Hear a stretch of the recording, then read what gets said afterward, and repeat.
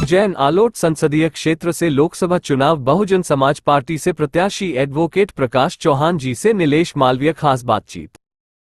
मैं इस क्षेत्र की जनता और खासकर युवाओं से यह कहना चाहता हूं कि यदि आपने मुझे मौका दिया तो आपको रोज़गार के लिए तड़पना नहीं पड़ेगा। और जो आज गरीबी की मार, महंगाई की मार जो मोदी और भाजपा सरकार ने जो देश की जनता को दिया है तोहफे में, मोदी जी कह रहे थे कि 1 वर्ष में 2 करोड़ लोगों को रोज़गार दूंगा। आज 10 साल में 20 करोड़ युवा बेरोजगार हो चुके हैं। तो इस देश के युवा अंदर से भयभीत हैं, डरे हुए हैं कि ये हमारा देश और हमें इतना पढ़ लिखने के बाद भी उनके पास रोज़गार नहीं है। प्रमुख मुद्दा यही है देश का, और इस दुनिया में सबसे अधिक युवा हमारे देश में है। आज हम भारतीय जनता पार्टी के अनिल फिरोजिया जी आलोट उज्जैन आलोट सीट पे हैं।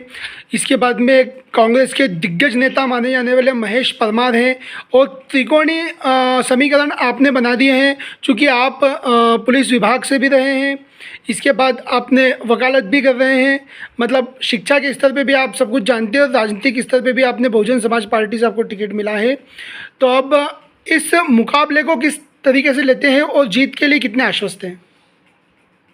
मैं जीत के लिए पूर्ण आश्वस्त हूँ, क्योंकि अभी तक भारतीय जनता पार्टी और कांग्रेस के नेताओं ने कुछ किया नहीं इस उज्जैन के लिए। हमेशा उनका वोट लिया और उनके विश्वास को तोड़ा है। मैं इस उज्जैन क्षेत्र की जनता से पूछना चाहता हूँ कि धरातल पे इनका एक भी काम हो तो मुझे बता दीजिए। इनका एक भी काम हमें न राज्य शासन का न केंद्र सरकार का हमें दिखाई नहीं देता है। और मेरे अंदर की जो भावना है मैं वो भी बता देना चाहता हूँ कि बहुजन समाज पार्टी की सरकार जब अगर देश में बनती है और उज्जैन की जनता मुझे चुनती है, तो मैं आपको विश्वास दिलाता हूँ कि आपको रोज़गार के लिए बाहर भटकने की आवश्यकता नहीं पड़ेगी। हम रोज़गार के वो सारे साधन यहाँ उज्जैन में उपलब्ध कराएंगे। उद्योगों के लिए हम बड़े बड़े उद्योगपतियों से संपर्क करेंगे ताकि यहीं पर उद्योग डाला जा सके। मुझे सिंहस्थ की बात याद आती है कि लाखों करोड़ों रुपया जब सिंहस्थ के लिए आता है और उसका परिणाम आम जनता के लिए नहीं होता है। मैं चाहता हूं कि जो पैसा आए वो पैसा सर्व समाज के गरीब बेरोजगार युवाओं को रोजगार देने के लिए यहाँ उद्योग डाले जाए। यदि इतने पैसों से हमने इतना पैसा बर्बाद कर दिया है, इतने पैसों से उज्जैन में अंदर यह औद्योगिक नगरी घोषित हो सकती थी। कई उद्योग लग सकते हैं यहाँ पे, यहाँ कोई कमी नहीं है। लेकिन कमी है तो केवल इन कांग्रेस बीजेपी की दोनों सरकारों ने इस उज्जैन जिले को लूटा है और यहाँ के युवाओं को बर्बाद किया है।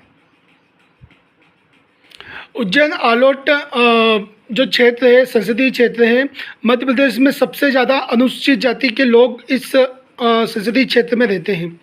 इनके विकास के लिए आप क्या सोचते हैं, और क्या कारण है कि इतना आरक्षण मिलने के बावजूद भी पीछे के लोगों तक वो आरक्षण का लाभ तक पहुंच नहीं पा रहा है? एक्चुअल में क्या है, हम सब जानते हैं कि आरक्षण गवर्नमेंट के विभागों में लागू है। अब भारतीय जनता पार्टी और नरेंद्र मोदी की सरकार ने क्या किया, सारे गवर्नमेंट विभागों को बेचकर उनका प्राइवेटीकरण कर दिया।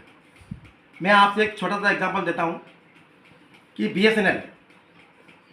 बीएसएनएल को हम दुनिया का सबसे बड़ा दूरसंचार केंद्र बना सकते थे, लेकिन बीएसएनएल को कैसे बेचा? अपने प्राइवेट अडानी और अंबानी के बेच दिया। उनको बढ़ाने के चक्कर में हमने हमारे देश के उन संस्थानों को नष्ट कर दिया।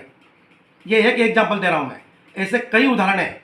गवर्नमेंट आपने एमपीएसआरटीसी की बसों को विभाग को बेच डाला, एमपीबी को बेच डाला, बीएसएनएल को बेच दिया, सेंट्रल विभाग में जो रेलवे विभाग आता है उसको बेच डाला। तो देश के जो गरीब युवा जो आरक्षण का लाभ उनको कहाँ से मिलेगा। तो हमें इस देश के जो अराजकता का माहौल फैल रहा है उसे रोकना होगा, इस देश के युवाओं को बचाना होगा, आपस में भाईचारा पैदा करना होगा। हमारे दुनिया में भारत देश को इस तरह से जाना जाता है कि यहाँ सभी धर्मों का वास है, सभी जाति और धर्म के लोग निवास करते हैं, वो सभी भाईचारे से रहते हैं। लेकिन इन्होंने उस ताना बाना तोड़ने का काम किया है, इनको जनता कभी माफ़ नहीं करेगी। जीत के लिए आप कितने आश्वस्त हैं? मैं जीत की बात तो नहीं बताना चाहता हूँ, क्योंकि जीत हार का फैसला तो हमारी जनता करेगी। मैं तो इसी विश्वास और इसी इरादे से आया हूँ कि यदि मुझे इस क्षेत्र की जनता ने मुझे सहयोग किया और अपना मत दिया तो विश्वास कीजिए कि मैं आपकी आशाओं पर खरा उतरूँगा। और एक बात और बता देना चाहता हूँ कि मैं आपके साथ छलावा नहीं करूँगा। आपके हर दुख में, आपके हर संकट में मैं हर समय आपके साथ खड़ा हूँ और खड़ा रहूँगा। चाहे मुझे आप वोट ना दें, मत देना, लेकिन आपको उठ खड़ा होना होगा। आपको इसलिए उठ खड़ा होना होगा कि देश बर्बादी की कगार पर खड़ा है, लोकतंत्र खतरे में है, आरक्षण खतरे में है, नौकरियां खतरे में है, सर्व समाज का युवा रोजगार के लिए भटक रहा है, संविधान खतरे में है, आने वाली पीढ़ियां खतरे में है। आपको उठना होगा, जागना होगा। और अंत में मैं एक बात और कहना चाहता हूं कि सांप केवल मेरे बिस्तर में नहीं है, सांप आपके बिस्तर में भी है। आप निश्चित होकर इसलिए सो रहे हो कि उसे आपने देखा नहीं है, और मैं बेचैन इसलिए हूं कि उसे मैंने देख लिया है।